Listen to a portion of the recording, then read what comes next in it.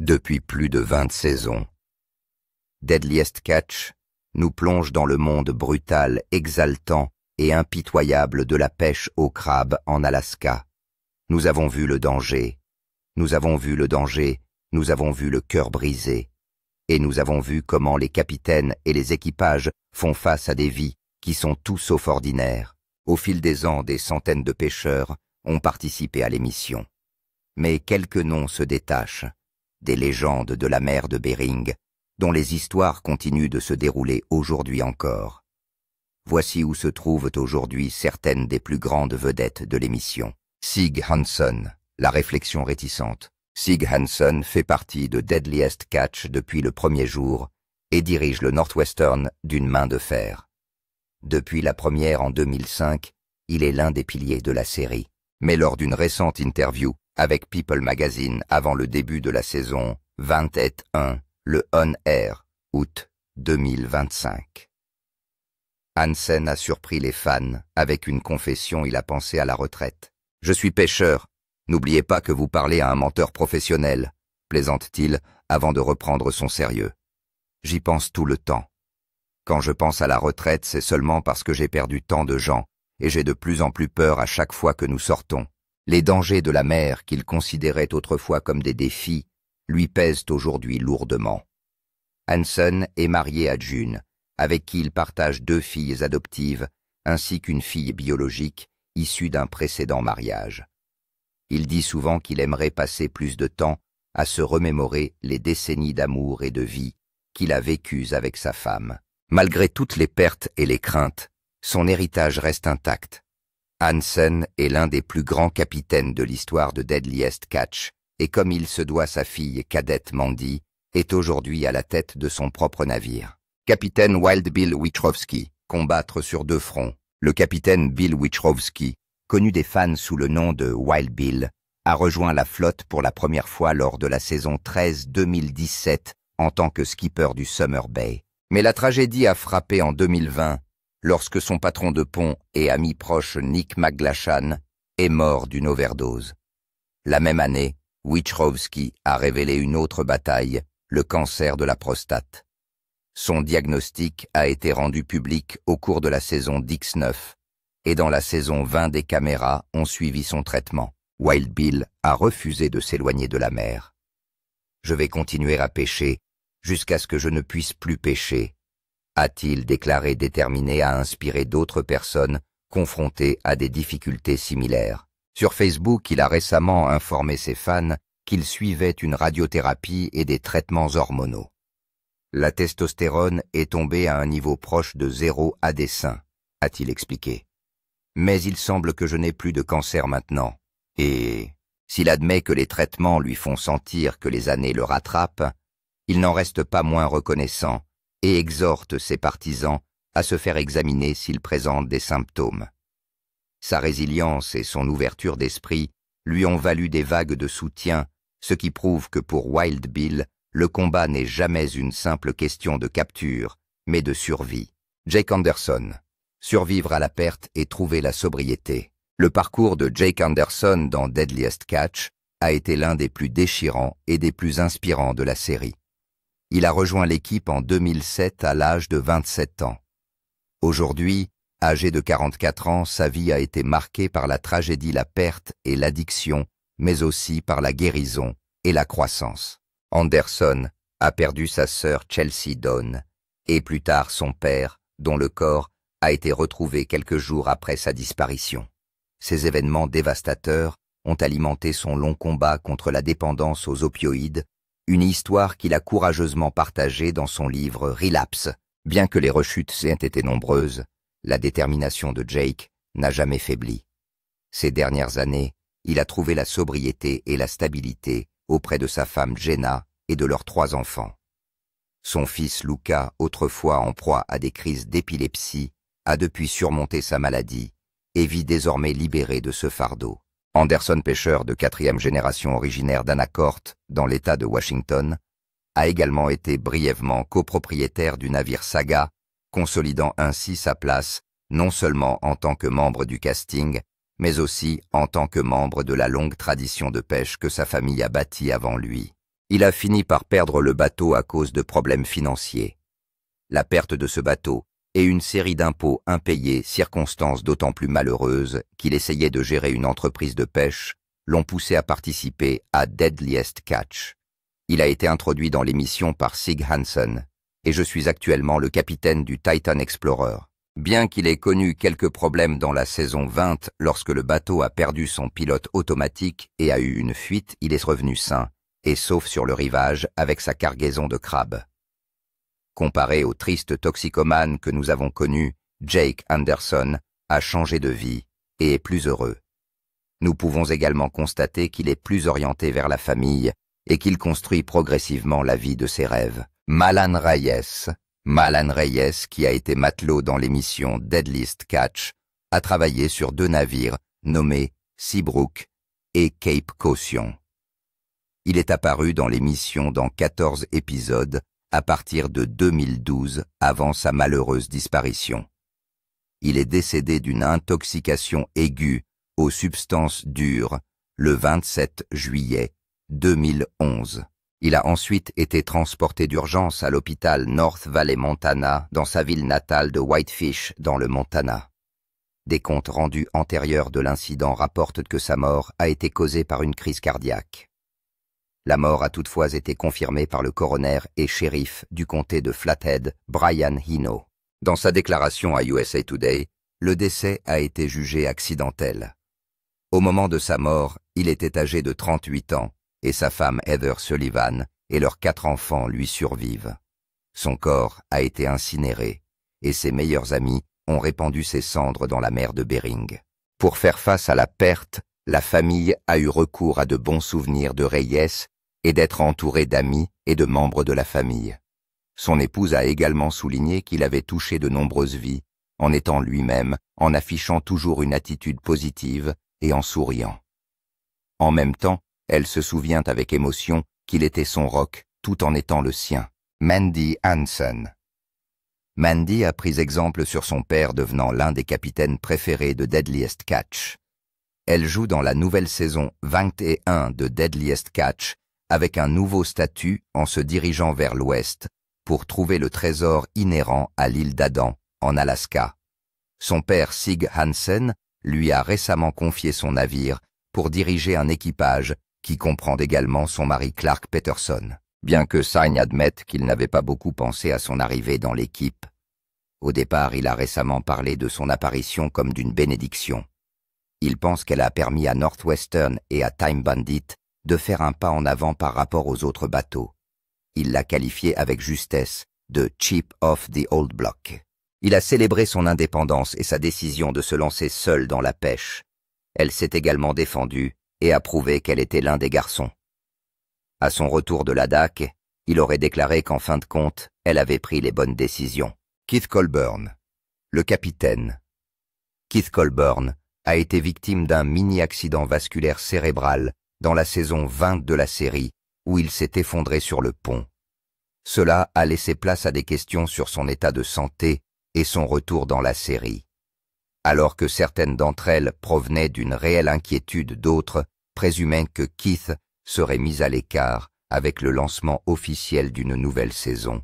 Cependant, Keith Colburn devait revenir dans le casting de Deadliest Catch pour la saison 21, comme l'a révélé TV Insider après de nombreuses spéculations. Selon eux, après que Keith se soit effondré et ait perdu connaissance à bord, les téléspectateurs étaient incertains quant à son avenir, mais après avoir été examiné, son diagnostic a été révélé. Il avait été victime d'un accident ischémique transitoire AIT, mais il a choisi de revenir pour une nouvelle saison. Cela signifie que les téléspectateurs se concentrent sur lui pendant l'émission. Cela garantit l'intérêt des téléspectateurs qui cherchent à savoir s'il restera aussi franc ou aussi connu qu'il l'était auparavant. Cela signifie également que cette saison pourrait être la plus difficile pour Keith dans la série.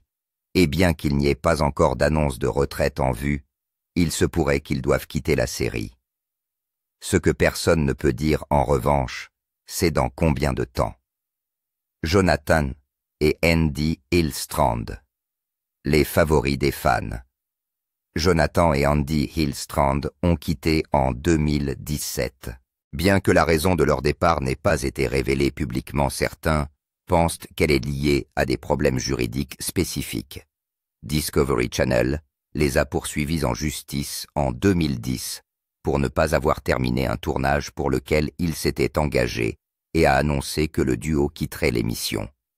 Cependant, ils sont parvenus à un accord et sont revenus après quelques semaines. En 2015, David Zielinski, blessé par un feu d'artifice dans l'émission Andy and Jonathan's Time Bandit, les a poursuivis en justice et les a rendus responsables parce qu'elles avaient commercialisé les feux d'artifice qui avaient été utilisés. Il leur a été demandé de verser 1,035 million de dédommagement. Jonathan est revenu dans l'émission en 2020 et y est resté depuis, mais Andy s'est tenu à l'écart du public. Il a vendu le ranch qu'il possédait avec sa femme Sabrina et se fait discret. Phil Harris. Le 29 janvier 2010 saison. 6 épisodes. Dix, un membre de l'équipe, a trouvé Phil sur le sol de sa chambre avec tout le côté gauche de son visage paralysé, incapable de bouger ses mains ou toute autre partie de son corps. Phil a été transporté d'urgence à Anchorage en Alaska et placé dans un coma artificiel pendant 2 jours. Bien qu'il ait été victime d'un accident vasculaire cérébral, il semblait être sur la voie de la guérison après le coma, et même les médecins se sont déclarés impressionnés par son rétablissement. Jusqu'au 9 février 2010, il a terminé sa thérapie physique et a été vu en train de marcher et de parler. Il a ensuite dit à Dan Mittens qu'il ne se sentait pas bien. Il est décédé d'une hémorragie intracrânienne, entouré de sa famille et de ses amis. Ce n'était toutefois pas la première fois qu'il avait un problème de santé. En 2008, il avait été éjecté de sa couchette et avait commencé à cracher du sang, après quoi on lui avait diagnostiqué une embolie pulmonaire. Après cela, il n'a pas pu pêcher pendant 1 an et a donc arrêté de pêcher. Son fils Josh fait toujours partie de l'équipe de The Deadliest Catch. Tony Lara. Tony Lara était le capitaine du Cornelia Mary et est apparu dans l'épisode 9 de la saison 7, intitulé Sea Change. Il a remplacé Phil après son décès et a été introduit dans la série par Josh Harris. Lara n'est malheureusement apparu que pendant 6 épisodes, sa dernière apparition étant Mohawks in Madness, Goodness and Gladness.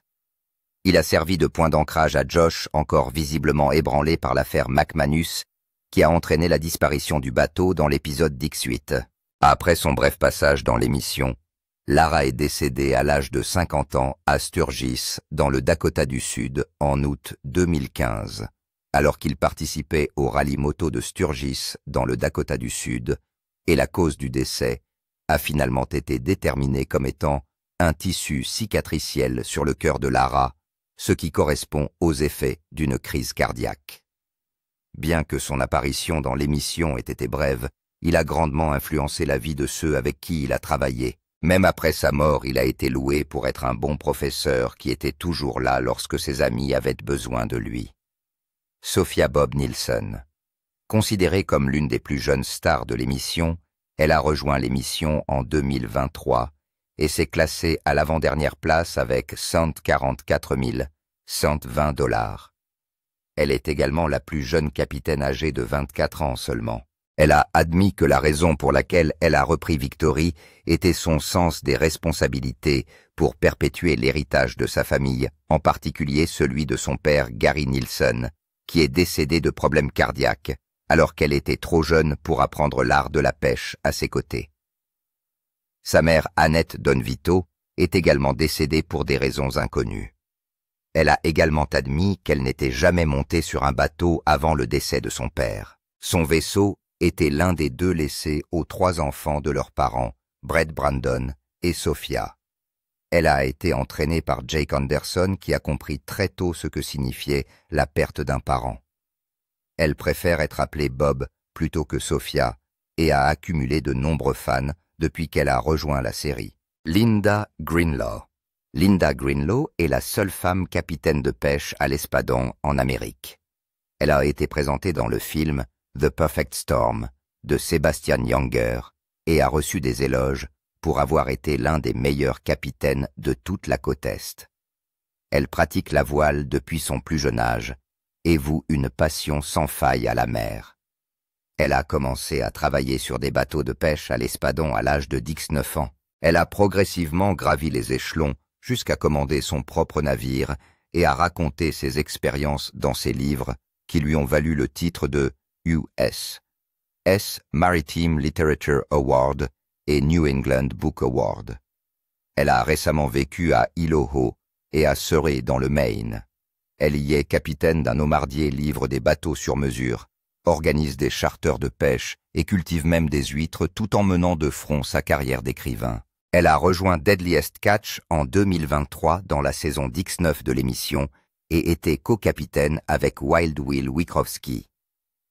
Blake Painter, l'ancien capitaine du navire Maverick et expert en pêche au crabe, qui est apparu dans l'émission au cours des saisons 2 et 3. Il a participé à 10 épisodes et était à l'époque le plus jeune capitaine de l'émission. Cependant, après cet épisode, il a quitté la série. 10 ans plus tard, un de ses amis inquiet de son absence prolongée décide de lui rendre visite et le trouve mort dans sa maison d'Astoria dans l'Oregon. Bien que des médicaments aient été trouvés sur place et que Painter ait déjà été accusé de possession illégale d'héroïne et de conduite imprudente, la cause de sa mort a été jugée naturelle.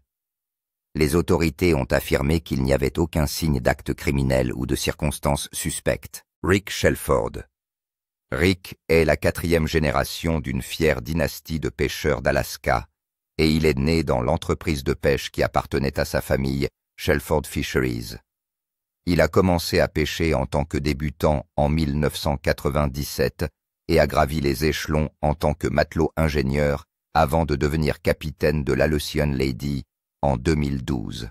Il dirige également l'American Lady, l'Alaskan Lady et le Constellation qui font partie de la flotte familiale. Il a rejoint l'équipe de Deadliest Catch lors de la saison 20 et a apporté à l'écran un style de leadership calme mais ferme.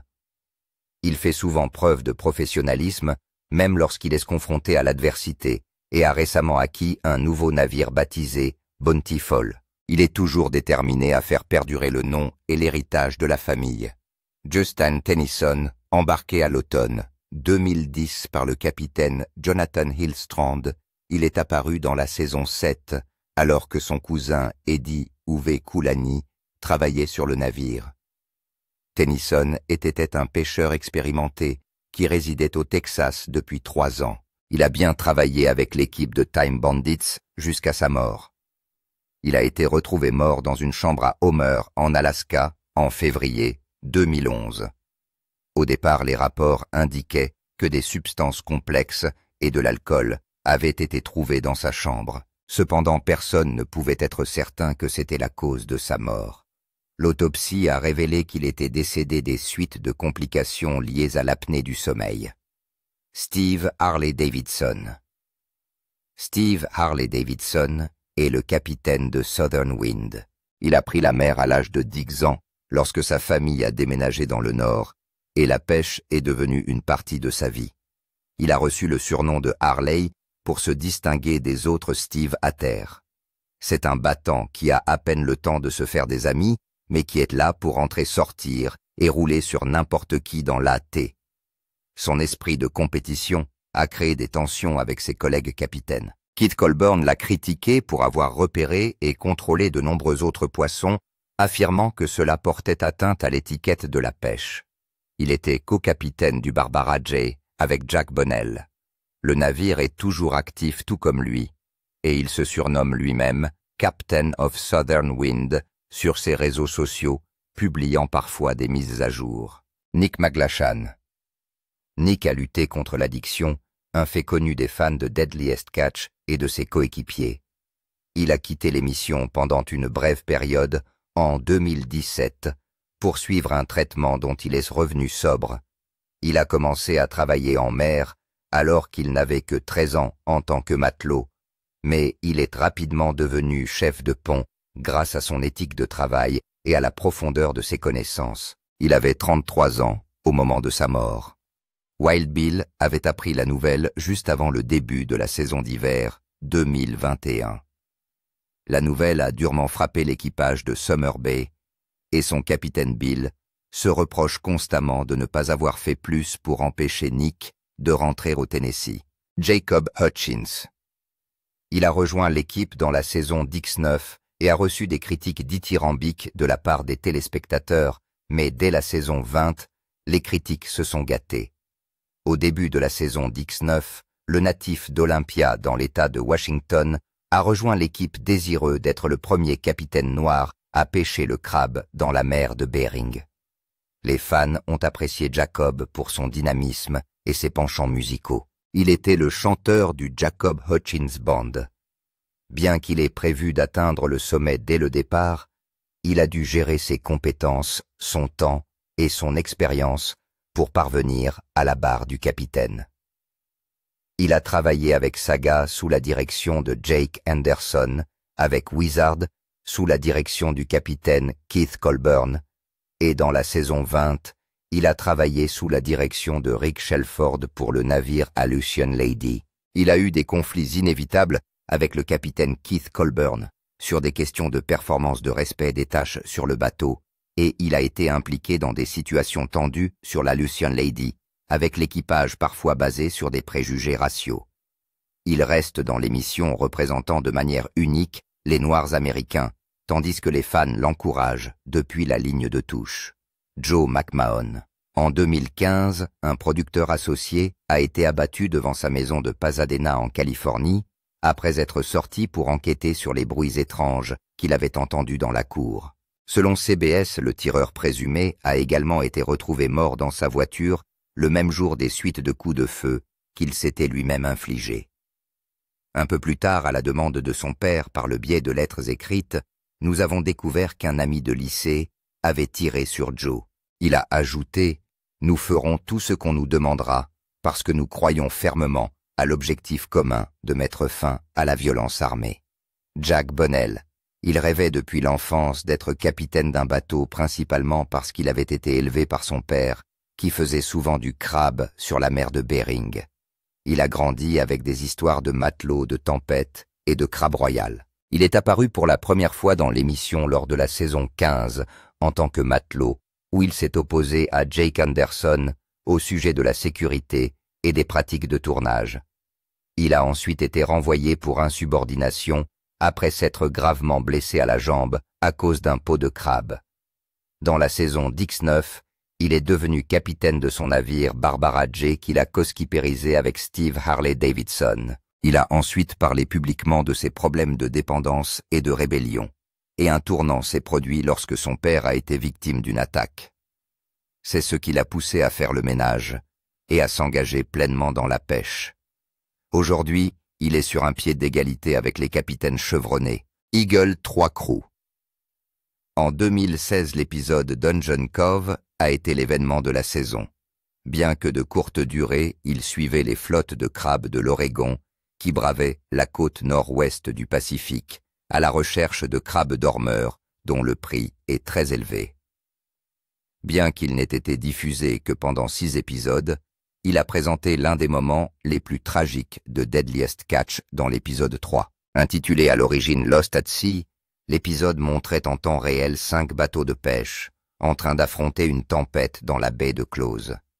Si 4 d'entre eux sont revenus à terre indemnes le 5e, l'Eagle n'a pas eu cette chance. Les membres d'équipage John Paulus, qui avait 31 ans à l'époque, Danny Matlock, qui avait 31 ans, et Blaine Steinmetz, qui avait 52 ans, ont tous perdu la vie. Par miracle, un 4e membre de l'équipage, Glenn Burkow, a réussi à survivre. Le capitaine, le père de Paolo, a nagé jusqu'au rivage pour se mettre à l'abri. Il a ensuite dû marcher 4 miles et demi dans le froid avant de trouver de l'aide. Sean Dwyer. Sean Dwyer était le plus jeune capitaine de Deadliest Catch lorsqu'il a pris en charge le navire Brenna A dans la saison 12 pour honorer l'héritage de son défunt père Pat Dwyer, qui avait acheté le navire avant de mourir de la SLA en 2013.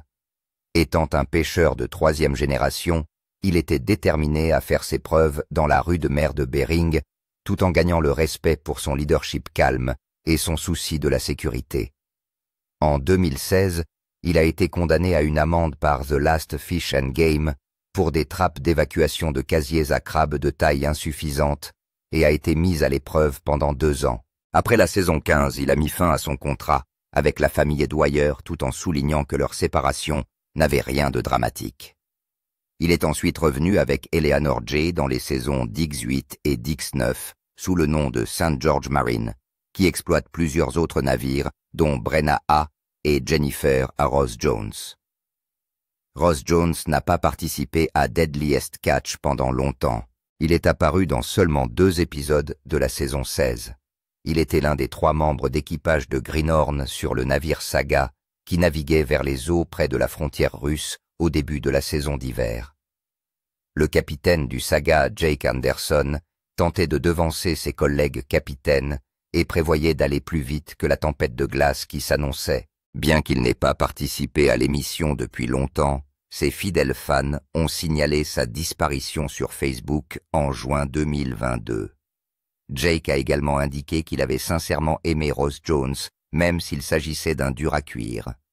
Ross Jones a laissé dans le deuil sa petite amie Chloé et leur jeune fils. Malheureusement, la cause de son décès n'a pas été révélée.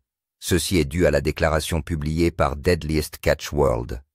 Ils ont déclaré « Compte tenu des pertes récentes au sein de la communauté Deadliest Catch, à partir d'aujourd'hui, nous ne donnerons pas de détails sur la façon dont une personne est décédée par respect pour la famille et les amis. Il ne nous appartient pas de donner des détails. C'est uniquement aux familles qu'il revient de divulguer ces informations et non à nous. » Tom Broussard, né Thomas Eugene. Le meilleur ami de Jake Anderson, il n'est apparu que dans un épisode de la saison 20. Le 24 septembre 2024. Anderson apprend sa mort par sa femme. La nouvelle ébranle Jake au plus haut point. Il est décédé le 27 janvier à Calbayog aux Philippines. Il était âgé de 64 ans et avait travaillé la plupart du temps sur des bateaux et des navires à Seattle. Il avait travaillé en tant qu'ingénieur sur le bateau de pêche, le plus meurtrier, le Saga, et aimait son travail même s'il était difficile. Il laisse dans le deuil sa femme, ses enfants et ses petits-enfants. Il était également un amoureux des voitures, en particulier de ses corvettes. Todd Kochuton. Il est apparu pour la première fois sur le bateau de pêche Tempo Sea dans la saison 16 de la série. Il n'a participé qu'à 5 épisodes de Deadliest Catch, mais s'est rapidement constitué une base de fans fidèles. Il a travaillé comme débutant dans Patricia Lee. Todd Kochuton est décédé alors qu'il travaillait à 30 ans en plein tournage de 2021. C'est là qu'un pot de crabe de 8 cents l'a heurté. Comme il s'agissait d'un pot très lourd, nous pensons que ses blessures étaient graves. Il n'a pas survécu à l'accident puisqu'il est décédé en février de la même année. Sa nécrologie indique simplement qu'il est décédé des suites de blessures subies à bord du Patricia Lee. Lorsque la cause a été révélée en octobre, les capitaines ont reçu un appel indiquant qu'une personne à bord du Patricia Lee avait été gravement blessée et qu'elle devait être évacuée. C'est peu après la révélation que la victime Todd est décédée. Josh Harris, fils de Phil Harris, a été renvoyé de la série en tant que membre de l'équipe. Sa dernière apparition remonte à la saison d'X8 épisodes d'X9 de l'émission en 2022. Selon certaines informations, la chaîne Discovery aurait décidé de retirer cette star de Deadliest Catch à la suite d'un reportage révélant le passé criminel de Josh. Selon The Sun, en 1998, Josh a agressé une fillette de 4 ans alors qu'il avait 16 ans. L'affaire est remontée à la surface en 2022 et Discovery Channel a alors publié un communiqué disant « Nous avons été mis au courant de ce problème. Josh n'apparaîtra plus dans les prochains épisodes de la série. » La disparition de Josh s'accompagne de celle du Cornelia Mary, un navire que Josh possédait aux côtés de Taylor Jensen. Josh possédait 40% du navire en 2022. Harris est le cofondateur de la société de capital investissement Apollo Global Management et l'associé gérant de l'équipe NBA des 76 EAS de Philadelphie, de l'équipe NHL des Devils du New Jersey et de l'équipe NFL des Washington Commanders. Mick Mavar a servi comme matelot sur le Six Northwestern mais il l'a quitté, après s'être rompu l'appendice en décembre 2020. C'est au cours de son traitement que l'on a découvert une tumeur cancéreuse. Il a ensuite poursuivi les propriétaires du navire, affirmant qu'ils étaient responsables de ses problèmes médicaux parce qu'il n'y avait pas de plan de soins médicaux. L'équipe de Northwestern a ensuite poursuivi l'équipe de production de Deadliest Catch, arguant du fait qu'aucun plan adéquat n'avait été mis en place lors de la pandémie de Covid-19. Il est décédé le 13 juin 2024 d'une crise cardiaque inattendue à l'âge de 59 ans. Il était en pleine préparation de la saison de pêche au saumon. Selon le chef de la police de Bristol Bay, Jeffrey Eddie Mavar, se trouvait dans un chantier naval à Knockneck, en Alaska. C'est à son arrivée à l'hôpital local que son décès a été constaté. Sigurdsson lui a toutefois rendu hommage lors de son décès, le qualifiant de très bon ami et de bras droit. Il laisse dans le deuil sa femme Julie. Son absence s'est toutefois fait fortement ressentir dans cette saison 21 depuis sa création. Dans l'épisode du 29 août, Jake Anderson a déclaré que sa perte était beaucoup plus complexe qu'il ne le pensait, d'autant plus que Mavar avait participé à près d'une centaine d'épisodes de la série. Après des années de travail acharné, certains des meilleurs capitaines ont pris leur retraite, soit par choix personnel, soit pour des raisons de santé. Nous avons également perdu certains d'entre eux victimes des mains froides de la mort. Pourtant, une nouvelle armée générationnelle se lève sur Deadliest Catch. N'hésitez pas à nous faire part de votre avis dans les commentaires. Si vous avez apprécié cette vidéo, n'oubliez pas d'aimer et de partager, et de vous abonner à cette chaîne pour d'autres vidéos de ce type.